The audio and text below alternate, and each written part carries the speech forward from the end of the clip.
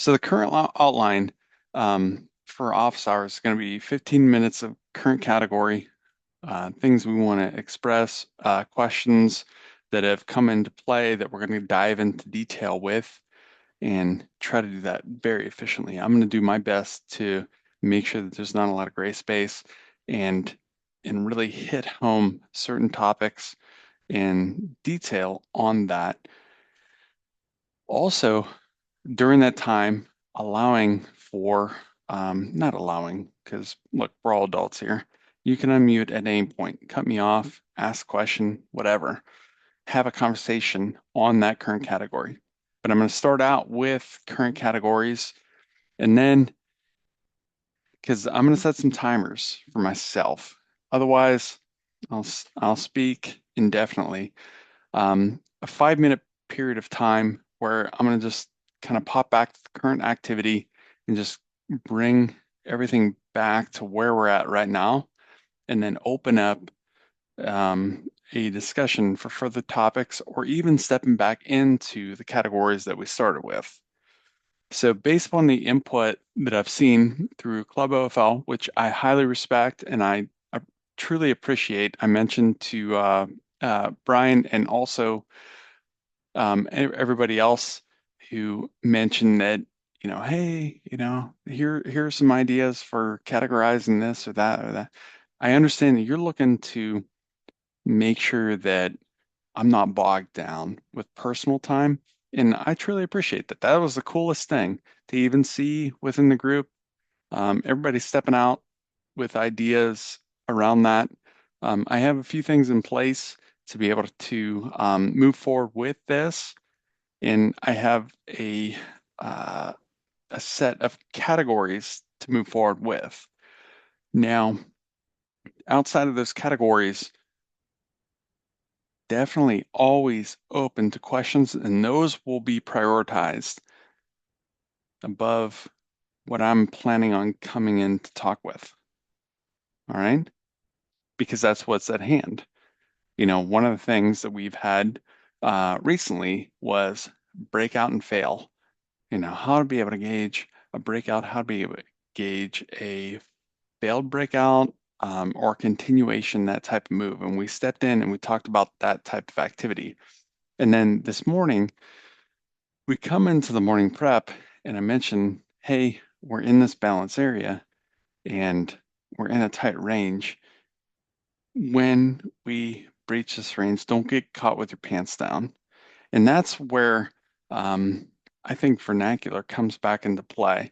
And I know there's a lot of individuals who are not, English is not first language, but when I say that, don't get caught with your pants down, what I'm talking about is the fact that, let's take a look at ES. We come out of the zone, then first thing here is we want to see response from that higher time frame area.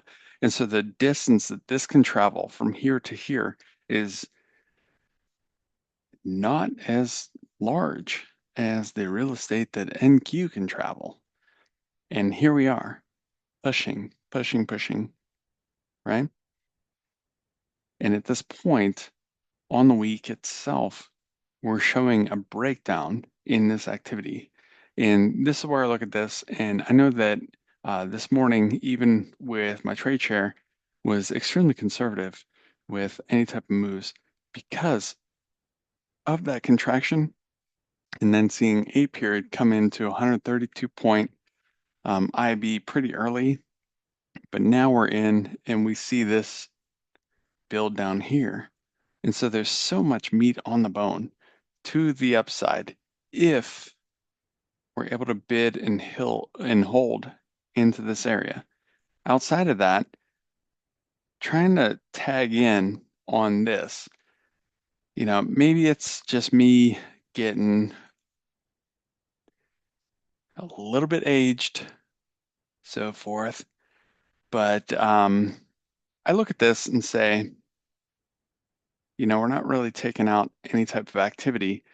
And even though we saw some bid response come into this, and push, we're now just consolidating into the zone. So I mentioned the categorization of office hours. We're going to start that in the next session, and by all means, cut me off as we go here forward. And I have the questions that were from general chat and Club OFL and everything like that, and also some categories that are related to that to be able to tack on to it. But when we start to push outside of a range, where do I feel uncomfortable? So I personally feel uncomfortable when we start to step outside of a pivot balance zone. Yes, we had a nice reoffer and we start to push down in here. In this, what I like to call purgatory, are we going to grab that V-shape recovery? From my experience, it's not as likely. In fact, you're going to get a response out of any type of true bid that comes in. Yep, sets a pause, pushes up, but we're building this node down here, and I would much prefer seeing this do that in order to push into that higher zone to have a lower risk into that move. Because if this decides to, if the inventory decides to take this down to the 6408 range, we're talking 20 points on ES, and what that can be on NQ is significantly higher.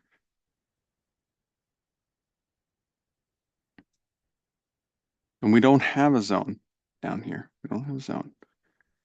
And that's where ES is my canary. Yes, we have previous month's value high in MGI right here, as well as the 2B. But as far as countering this type of move outside of the pivot balance zone, I look at this and, you know, there's plenty of days where I'm willing to be more active. And there are some days where I'm looking at this going, all right, we just escaped this zone. Is this going to reverse? I need to see a step outside of a zone, come back in order to show that response, but we've been respecting the RP the entire day. And now we're building a zone here, just underneath the 520s, the 1B right here, 528 to 520s, and we're reoffering that. So I look at this towards the late day and say, I'm not looking to reoffer this. But in the same note, we're starting to get time crunched towards the end of the day, and therefore I'm more than willing to call it a day. Mentioned in XYZ's chat that, not only respecting DLLs on the day and those types of things, but when you escape a range and you have not executed correctly, in my end, taking some in initially for a bid opportunity, allowing to push, okay, and scalping in on some of the reversals that had no traction, getting a little bit off, but essentially, pretty neutral day. Then I look at this and say, let the structure have its hand and do its thing. Now, if you're in on this for a push and managing a trade down into that, then you're sitting pretty right now against that LVN and have the potential end of day to have a flush, because we've not seen the outside of some passive bid that was stepping in, taking in a lot of orders. And I think it was 656 up here. Pretty early sign. We had an anomaly right here, ton of orders down into that. All right, absorb it. Great. Is it somebody getting long or is it somebody getting short? It could be profit taking. So the response from the move out of that zone, if it's profit taking, then I would expect more of a push up and balance through this. Otherwise, if that was serious and seeing the stacked activity in NQ up into this range, all right, looking for an aggressive move and potentially at a range. So we get out of range. What do we get? On each of these rotations in your leg to leg delta, you were seeing that buy side volume step in, become overwhelmed, build up heavily, no progress from the buyers, and then push away, push away, push away every single time. And so even though there were a lot of opportunities to even scalp in through this where the book got thin and the offer kind of backed away, they backed away here. They certainly backed away coming into this pinch because I scalped that, looking for that to get above the 520s. Once we got up here, nothing. Nobody stepping up, nobody crossing the book and willing to progress this forward outside of the absorption that we had. So we're creating a node down here. And in the event that we shift that talk on the 4-hour down to the lows, yeah, we can see some reversion, potentially end of day. But right now, not looking at that. Even with ES. So we're building a ton of volume down here and not quite done. So we have the 6408 area down in this zone, down to 63.95 3/4 right here, right? So each edge of this zone, I would expect to be responsive. But based upon the fact that we're building volume in here, I also want to expect this to continue some sort of move down into that zone. So either we continue down here, we get a response, or with no response, we continue down here, we get a response. Or we push up to this zone here, and we have a rebid. So those are the scenarios towards the end of day that I'm looking at with ES outside of what has already occurred in order to potentially engage in if there's enough time in the book left. And so I don't want to press into the algo or anything like that, but this is where it stands here. Overall, from the weekly aspect, the 637s, giving that up, not great, in my opinion, from the higher time frame. It opens up the opportunity drive us down into this LVN, which is the bottom of that pivot balance zone, the 63.95 area, which is right here on the high volume edge, but also we have the previous week low. And then just below that, what do we have? The 1B down at 63.74. So with counters, I want to be cognizant of the fact that this can move. And if I'm trading if I'm trading NQ, and ES is not quite to a zone of interest, yeah, turns into quite a bit more of a scalp. Gauge that activity on the fly, and when it becomes weak, extract it, take it off the table. No need to be a hero. Had a lot of up activity, and a pullback here is not necessarily caustic as far as sending us to zero, but it can travel quite a bit. When we get into these tight zones, even when we start to expand slightly, which is nowhere near what we have seen in the prior months as far as expansion, we get lost in the idea that, okay, we're extending, and therefore the RTH, first standard deviation of this moving average or anything like that is right here. We should respond from that. No, this is where I pull back, get quite a bit more conservative especially in those tighter time frames when we begin to expand, understanding that we could have an outlier from this. Does this keep me from scalping in on that type of activity? No, not at all. But it is smaller position and it is tighter risk. If it's going to respond, it needs to respond and also clear into the prior distribution. Not only that, for ads, it has to respect the distribution that failed.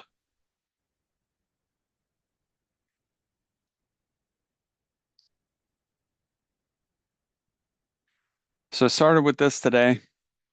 Here, about 15-minute current category, 5-minute current activity, and then open discussion for further topics. And then we can piggyback on to even the opening category based upon questions in the chat or anything like that brought to the table. I'm open to further input for categorizing summaries, transcripts. I definitely have some things in place for that, but I'm looking to create efficiency and provide the ability to reference prior chats in a convenient manner based upon what the needs are from your end. And so if you're looking at this going, I need to hone in on DOM activity or pull stack flips, or what does a breakout and fail versus a breakout continuation look like, or just other volume profile concepts or things around the tools. I want them to be outlined correctly in order to be able to be referenced easily. In the same way that we have the EDU section and there are questions on how do I set up the, for example, the dominator. Okay, all right, here's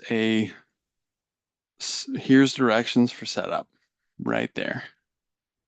If you can review that briefly, and then we can have a discussion on it. And so as we go through these topics, it's not that they're off the table once we chat about that. It's that it's a quick reference to be able to do that when somebody's not available. And then we can dive into it further if there are more questions or gray areas around it.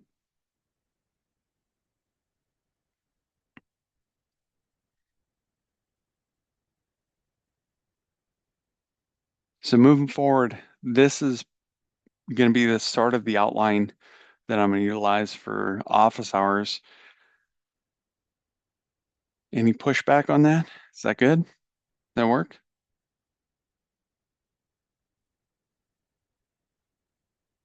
Everybody good with that?